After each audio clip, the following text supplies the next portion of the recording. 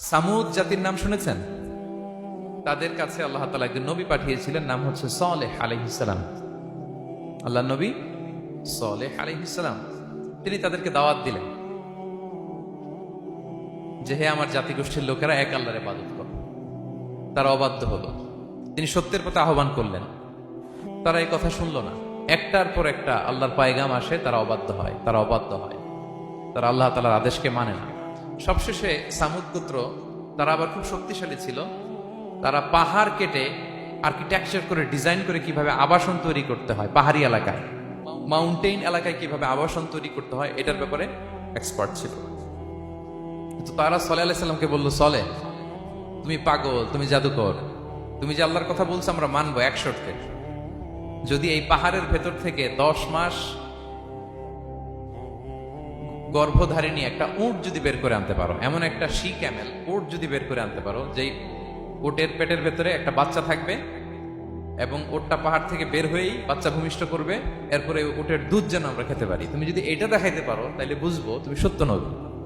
দোয়া করলেন, আল্লাহ আমার এই জাতি সামুদ, তারা তো চেয়েছে যে পাথর ভেতর থেকে যদি একটা উট বেরোয়, ওর যদি বাচ্চা দেয় আর দুধ দেয়, তাহলে তারা তোমাকে মেনে নেবে। আল্লাহ তুমি মেহেরবানি করে এই মিরাকেল, এই মুআজিজা তুমি তাদের দেখিয়ে দাও। আল্লাহ তাআলা দোয়া কবুল করলেন।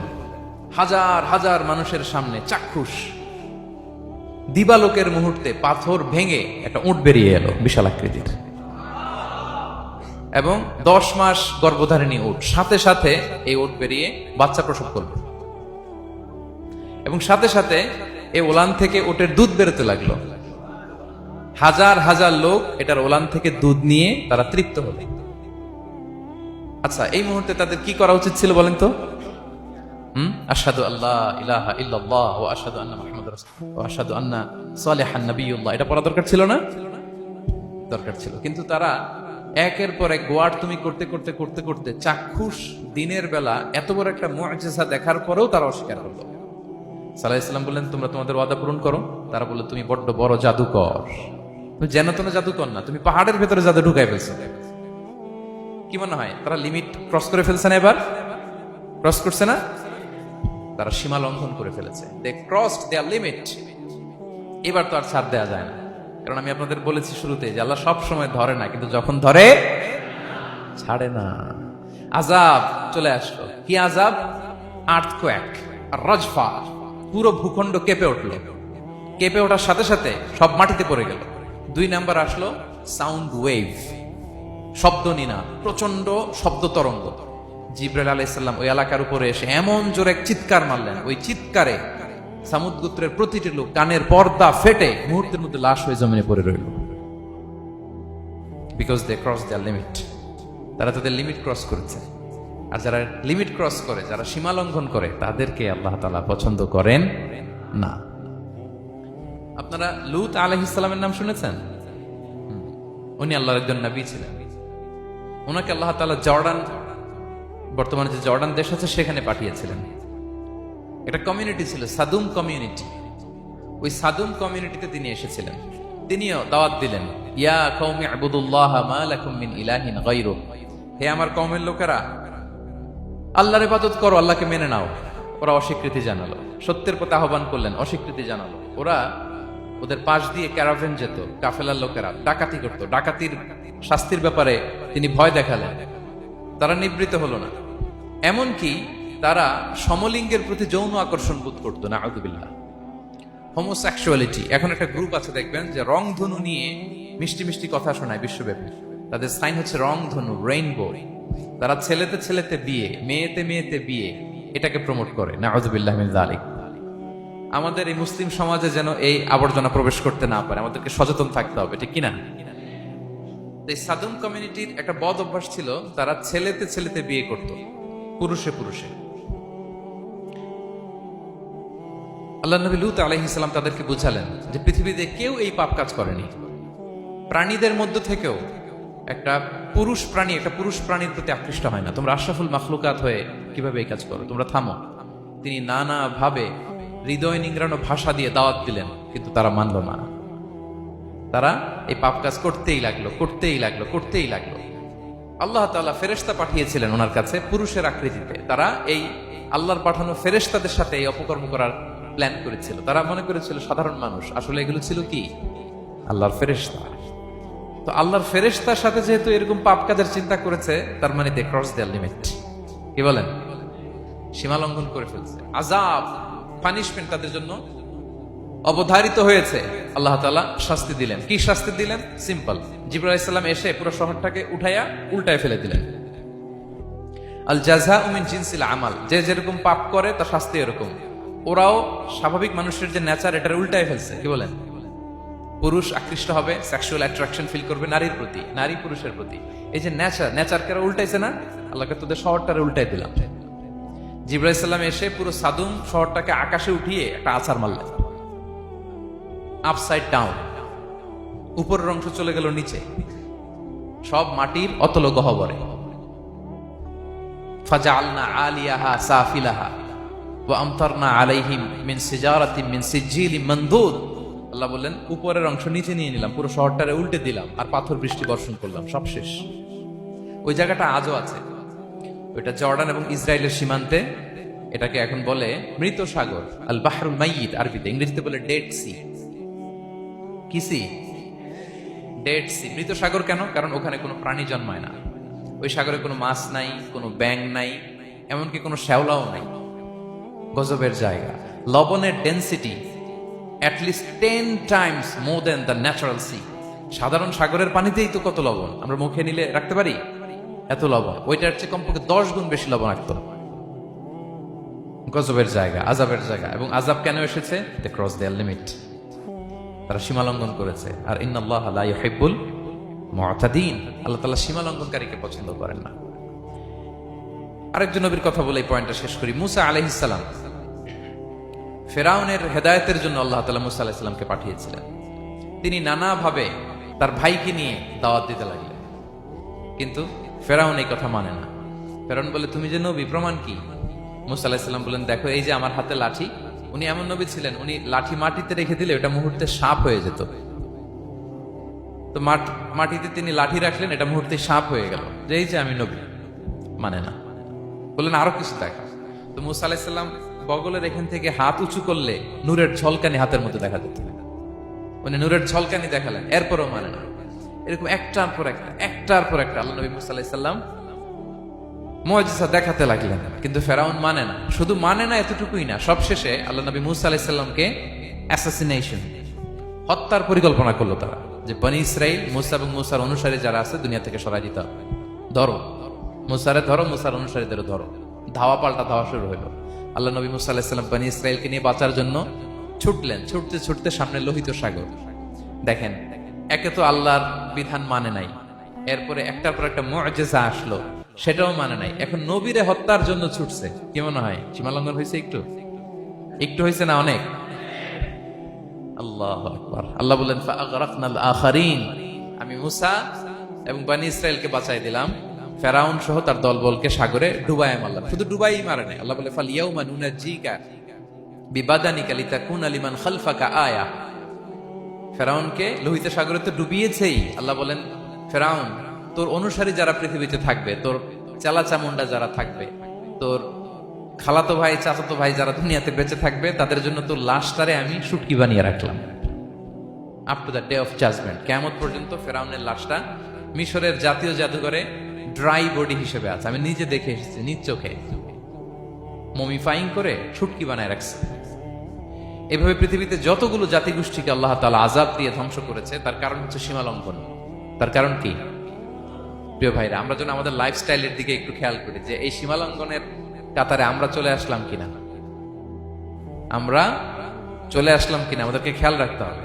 আল্লাহ তাআলা সীমা লঙ্ঘনকারীকে পছন্দ করেন না। ইন্নাল্লাহা লা ইউহিব্বুল মুআতাদিন, তিনি সীমা লঙ্ঘনকারীদেরকে পছন্দ করেন না। এমনকি রাসূলুল্লাহ সাল্লাল্লাহু আলাইহি ওয়াসাল্লামের বায়োগ্রাফি যদি আমরা খেয়াল করি, আমরা দেখব যে তিনি যখন যুদ্ধের জন্য অভিযান পরিচালনা করতেন, দল পাঠাতেন, সেনাবাহিনী পাঠাতেন, তখন তাদেরকে বলতেন, খবরদার যুদ্ধের ময়দানে সীমালঙ্ঘন করো না, খবরদার। যুদ্ধে যদি কেউ হেরে যায়, বন্দীদের সাথে খারাপ আচরণ করো না। ওরা হেরে গেছে বন্দী, আপনি চাইলে তার কান কেটে দিতে পারবেন, নাক কেটে দিতে পারবেন, আকৃতি বিকৃতি করতে পারবেন না। বিষ্ণু ইসলাম বললেন, খবরদার সীমা লঙ্ঘন করো না। যেখানে যুদ্ধে গিয়েছো ওই এলাকার শিশুদেরকে মেরো না, ওই এলাকার নারীদেরকে মেরো না, ওই এলাকার পাদ্রীদের গায়ে হাত তোলো না। সন্ন্যাসীতে যারা ইবাদত করে ওদের তো দোষ নাই, সিভিলিয়ান নাগরিক, তাদের গায়ে হাত তোলো না, খবরদার। গবাদি পশুর গায়ে হাত তুলবে না, এগ্রিকালচারাল প্রোডাক্ট জ্বালিয়ে দিও না। সুবহানাল্লাহি বিহামদিহি। কি রহমতের নবী ছিলেন। সীমা লঙ্ঘন যেন না করে বিষ্ণু ইসলাম অভিযান প্রেরণের আগে তিনি স্পষ্ট বলে দিতেন, খবরদার কেউ সীমা লঙ্ঘন করবে না। যারা তোমাদের বিরুদ্ধে অস্ত্র তুলেনি তাদের বিরুদ্ধে অস্ত্র তোলা যাবে না, কারণ ইন্নাল্লাহা লা ইউহিব্বুল মুআতাদিন, আল্লাহ তাআলা সীমা লঙ্ঘনকে পছন্দ করেন না। প্রিয় ভাইরা, তাহলে যে 7 শ্রেণীর ব্যক্তিকে আল্লাহ তাআলা পছন্দ করেন না তার প্রথমটা আমরা জেনে গেলাম, তারা কারা? সীমা লঙ্ঘনকারী। আমি কিন্তু প্রায় এরকম জিজ্ঞেস করব এবং সব শেষে আপনাদেরকে নিয়ে রিভাইজ করব। তাহলে 1 নম্বরে আমরা পেলাম তারা কারা। মেহেরবানি করে সবাই বলবেন একসাথে, তারা কারা? তারা সীমা লঙ্ঘনকারী, তারা তাদের লিমিট ক্রস করে, তাদেরকে আল্লাহ তাআলা পছন্দ করে না। সো আমরা আমাদের লাইফের সাথে একটু মিলিয়ে নিই যে আমরা আমাদের কোনো ক্ষেত্রে সীমা লঙ্ঘন করি কিনা একটু খেয়াল করেন। আমার যে দায়িত্ব আছে আমি কি সীমা লঙ্ঘন করি কিনা? আমার স্ত্রী আমার দায়িত্বে, তার সাথে সীমা লঙ্ঘন করি কিনা? আমার ভাতিজা অনেকের আছে ইয়াতিম, তার বাবা মারা গেছে, তার সব সম্পত্তির দায়ভার আমার উপর দেয়া, আমি ওইখানে তাকে ঠিকঠাক মতো সব দেই কিনা, সীমা লঙ্ঘন করি কিনা? হ্যাঁ, ক্ষমতা পেলে সীমা লঙ্ঘন করি কিনা? কি মনে হয় আমরা ক্ষমতা পেলে সীমা লঙ্ঘন করি কিনা? হ্যাঁ, করে করে হ্যাঁ, মানে যেখানে ডাক্তারের কাছে যাই বলে, ডাক্তার সাহেব আমার এইখানে ফোড়া, সারা দেহের যে কোনো জায়গায় ধরতে পারেন, এইখানে ধরেন না, তো এইখানে না ধরলে ভালো হবে? ফোড়া যেখানে, ট্রিটমেন্ট তো ওইখানে দিতে হবে, কি বলেন? রোগ যেখানে ওষুধও সীমা লঙ্ঘন। দায়িত্ব পেলে আমরা সীমা লঙ্ঘন করি। এমনকি আমরা যারা ইবাদত করি, অনেকে ইবাদতেও সীমা লঙ্ঘন করি। ইবাদতেও না, ভারসাম্য থাকতে হবে, পরিমিতি বোধ থাকতে হবে। এবং মজার ব্যাপার হচ্ছে আল্লাহ তাআলা দোয়া এবং জিকিরের ক্ষেত্রে এই কথাটা উল্লেখ করেছেন যে তোমরা দোয়া জিকিরের ক্ষেত্রে সীমা লঙ্ঘন করো না। আল্লাহ তাআলা বলেন, উদউ রাব্বাকুম তাদাররুআ ওয়া খুফিয়া ইন্নাহু লা ইউহিব্বুল মুআতাদিন। তোমরা আল্লাহকে ডাকো কেমন ভাবে? তাদাররুআ ওয়া খুফিয়া, সবিনয়ে গোপনে। সবিনয়ে ডাকো, চুপিসারে ডাকো, গোপনে গোপনে ডাকো, অল্প আওয়াজে ডাকো। কারণ কি? ইন্নাল্লাহা লা ইউহিব্বুল মুআতাদিন, আল্লাহ সীমা লঙ্ঘনকারীদেরকে পছন্দ করেন না। তাহলে আপনি যদি দোয়া করেন আল্লাহর কাছে, যখন জিকির করবেন বিনীতভাবে, চুপিসারে, সবিনয়ে, বিষ্ণু ইসলাম যেভাবে শিখিয়েছেন ওইভাবে জিকির করবেন। নাকি জিকির করতে করতে মানুষের কাঁধে উঠবেন? উঠবেন না? ওঠে ওঠে, হ্যাঁ ওঠে। দেখেন আল্লাহ তাআলা যেইখানে 3 ফোঁটা দেওয়া দরকার 3 ফোঁটা দেয়, যেখানে 1 ফোঁটা ওইখানে 1 ফোঁটা দেয়। আল্লাহ তাআলা ইন্নাহু লা ইউহিব্বুল মুআতাদিন, আল্লাহ সীমা লঙ্ঘনকে পছন্দ করেন না। এই কথাটা ঢুকাইছে কোথায়? দোয়া আর জিকিরের মধ্যে। কারণ আল্লাহ জানে আল্লাহর কিছু বান্দা থাকবে তারা দোয়া এবং জিকিরের সময় কি করবে? সীমা লঙ্ঘন করবে। মাঝে মাঝে কিছু ভিডিও ক্লিপসে দেখা যায় জিকির করতে করতে আরেকজনের কাঁধের উপরে, যিনি জিকির পরিচালনা করতেছে তার মাথার উপরে। এখন আমি ওয়াজ করতেছি, আপনি যদি লাফাইতে লাফাইতে এসে আমার উপরে পড়েন, হ্যাঁ, মাইকের উপরে যদি এসে পড়েন, আমার অবস্থা হবে কি? লাফাতে লাফাতে উপরে উঠে যায়, নিজে ইনজুর্ড হয়, পাশের শ্রোতাকে ইনজুর্ড করে, যিনি আলোচনা পরিচালনা করতেছে তাকে ইনজুর্ড করে। এরকম আছে না নাই? ইন্নাহু লা ইউহিব্বুল মুআতাদিন, আল্লাহ তাআলা সীমা লঙ্ঘনকে পছন্দ করেন না। তাহলে আমাদের প্রত্যেকের উচিত আমাদের লিমিট জানা, আমরা যেন আমাদের কখনো লিমিটকে ক্রস না করি। প্রিয় ভাইরা, এটা প্রতিটি ক্ষেত্রে, ইভেন ইবাদতে আমরা যেন সীমা লঙ্ঘন না করি। এই পয়েন্টটা মনে থাকবে আপনাদের? আচ্ছা, তাহলে 2 নম্বরে আমরা চলে যাই। 2 নম্বরে যে শ্রেণীকে আল্লাহ তাআলা পছন্দ করেন না তারা হচ্ছে জালিম বা অত্যাচারী। জালিম বা অত্যাচারী, যারা জুলুম করে তাদেরকে আল্লাহ তাআলা পছন্দ করেন না। আল্লাহ তাআলা বলছেন, ফাআম্মাল্লাযীনা কাফারু ফাউআযিবুহুম আযাবান শাদীদান ফিদ দুনিয়া ওয়াল আখিরা ওয়া মা লাহুম মিন নাসিরিন। যারা দুনিয়াতে কুফরি করবে কঠিন শাস্তি, দুনিয়াতেও আখিরাতেও। ওয়া আম্মাল্লাযীনা আমানু ওয়া আমিলুস সলিহাতি ফায়ুওয়াফিহিম উজুরাহুম। আর যারা ঈমান আনবে, সৎকর্ম করবে, তাদের প্রতিদান আমি আল্লাহ বুঝিয়ে দেব। ওয়াল্লাহু লা ইউহিব্বুয যালিমিন, তবে জেনে রাখো আল্লাহ তাআলা জালিমিনদেরকে পছন্দ করেন। তাহলে 2 নম্বরে পাওয়া গেল কাদেরকে পছন্দ করে না? আপনি যদি কারো প্রতি জুলুম করেন তাহলে আপনি জালেম, সে হচ্ছে মাজলুম। সে কি? মাজলুম। মজলুম আপনার ক্ষমা না করলে আল্লাহ তাআলা আপনার ক্ষমা করবে না। মজলুম যদি ক্ষমা না করে আল্লাহ তাআলা কোশ্চিন কালো আপনাকে ক্ষমা করবে না। এজন্য জুলুম যেন আমরা কখনো না করি প্রিয় ভাইয়েরা। জুলুম শুধু আল্লাহ তাআলা আমাদের উপরই হারাম করেনি, আল্লাহ নিজের উপর হারাম করছে। জুলুম শুধু আমাদের জন্যই হারাম না, আল্লাহর জন্য হারাম। আল্লাহ তাআলা বলেন হাদিসে কুদসিতে, ইয়া ইবাদি, হে আমার বান্দারা, ইন্নী হারামতু যুলমা আলা নাফসি, আমি জুলুমকে আমি আল্লাহ নিজের উপরে হারাম করেছি। ওয়া জাআলতুহু বাইনাকুম মুহাররামা, এবং এই জুলুমকে তোমাদের উপর হারাম করেছি। ফালা তাযালামু, তোমরা একে অপরের উপর জুলুম করো না। জুলুম শুধু আমাদের উপরই হারাম না, আল্লাহ নিজের উপর হারাম করেছেন। তাহলে জুলুমের সাথে কি মুমিনের কোনো সম্পর্ক থাকতে পারে? পারে না। এবং আল্লাহ তাআলা কখনো কোনো বান্দার উপর জুলুম করেন না। ওয়া আন্নাল্লাহা লাইসা বিযাল্লামিন লিল আবিদ, তিনি তার বান্দার উপর জুলুম করেন না। কোনোভাবেই যেন জুলুম না হয়ে যায়, এজন্য আল্লাহ তাআলা কিয়ামতের দিন মাওয়াজিনাল কিসত, ন্যায়ের মানদণ্ড তিনি প্রতিষ্ঠা করবেন, যাতে একটু ভুল না হয়ে যায়, জুলুম না হয়ে যায়। আমরা মাঝে মাঝে যে দোকান থেকে বস্তায় বস্তায় চাল নিয়ে আসি না, চাল দেখা যাবে যে 1 মণ চাল হয়তো সামান্য একটু কম হইতে পারে, সামান্য একটু বেশি হইতে পারে, এরকম হয় না? দেখবেন যে দিছে 10 কেজি, বাসায় এসে দেখবেন যে 10 কেজির চেয়ে একটু বেশি, একটু সামান্য বেশি কয়েক গ্রাম, অথবা 10 কেজির চেয়ে সামান্য কয়েক গ্রাম কম, এরকম হয়ে যায় না? মানুষ তো আমরা, কি বলেন? কিন্তু আল্লাহর নিক্তি পাল্লায়, মিজানের পাল্লায় এরকম হবে নাকি? হবে? হবে? আল্লাহ বলে না, মাওয়াজিনাল কিসত, ন্যায়ের মানদণ্ড সেটা। ফামাইয়া আমাল মিসকালা যাররাতিন খায়রান ইয়ারা, যাররা পরিমাণ ভালো করেছো তো সেটাও ওজন দেয়া যায় ওই পাল্লায়। সুবহানাল্লাহ পড়বেন না? ওমাইয়া আমাল মিসকালা যাররাতিন শাররান ইয়ারা, অনুপরিমাণ খারাপ করেছো সেটাও ওজন দেয়া যায়, কারণ ওয়া আন্নাল্লাহা লাইসা বিযাল্লামিন লিল আবিদ, তিনি বান্দার উপর জুলুম করেন না। তিনি এমন পাল্লা দিয়েছে যাতে জুলুম না হয়। আমাদেরটাই ভুল হয়ে যেতে পারে, ওনারটাতে ভুল হলে চলবে না, কেউ জিতে যাবে, ঠকে যাবে, কি বলেন? জাররা কাকে বলে? জাররা, জাররা মানে এত ছোট জিনিস, এত ক্ষুদ্র জিনিস যেটা খালি চোখে দেখা যায় না। বাংলাদেশের উদাহরণ দিলে বুঝতে পারবেন ভালো। বাংলাদেশের শীতের সিজনের কথা মনে আছে আপনাদের? না মালয়েশিয়া এসে সব খাই ফেলাইছেন?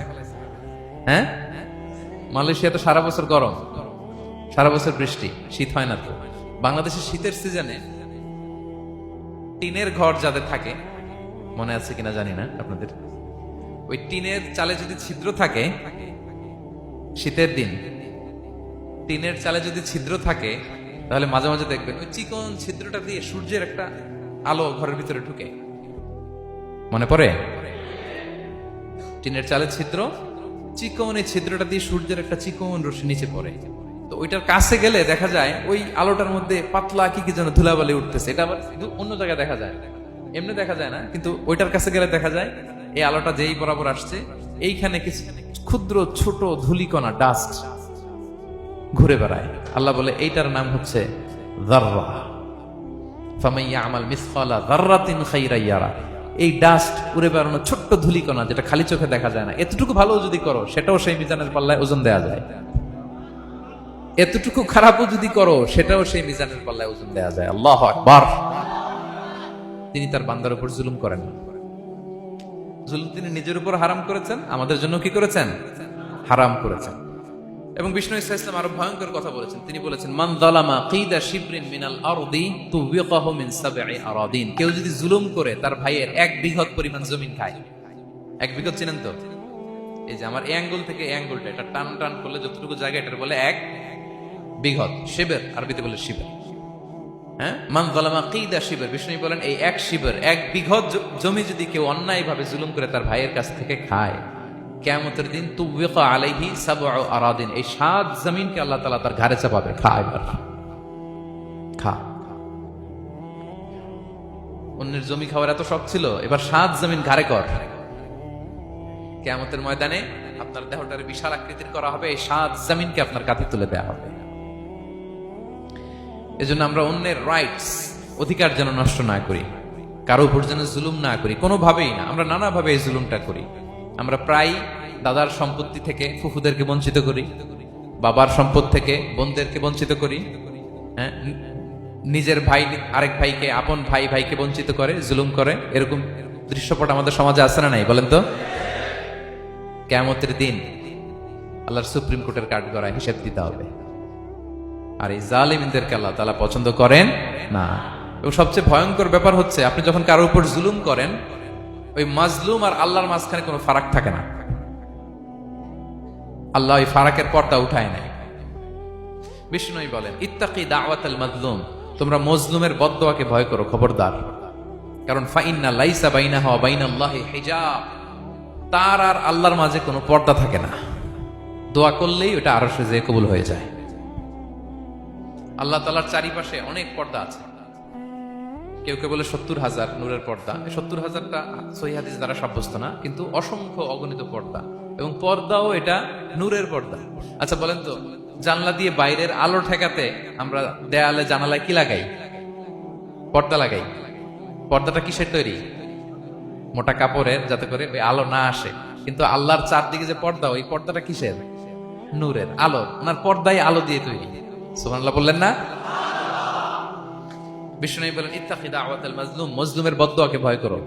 ফাইন্না লাইসা বাইনাহা ওয়া বাইনাল্লাহি হিজাব, কেউ যখন মজলুম হয়ে কেঁদে বদদোয়া করে, তার আর আল্লাহর মাঝে ওই পর্দা থাকে না। বদদোয়া করছে, ডাইরেক্ট কবুল।